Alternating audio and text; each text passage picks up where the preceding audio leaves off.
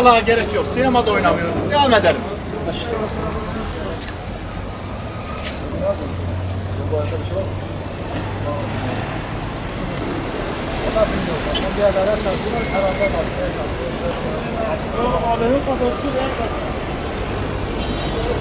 Bir yol açalım.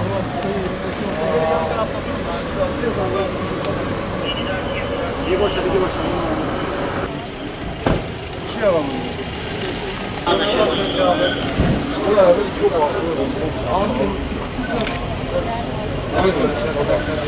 Siyahıyla siyah şoför sürücüsü, turunculu artçı, aynen resmi plaka. Belediye Buradayım çok fazla çekiş yapıyor, burada çekiliyor.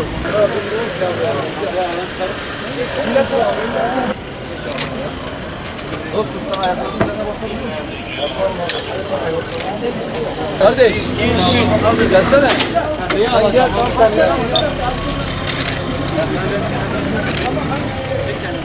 Tamam. Uzat.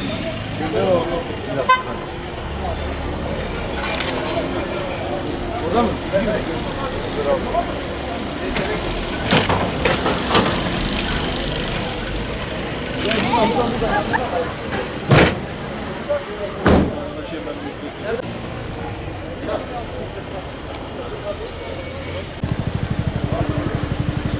Tamam abi. Tamam.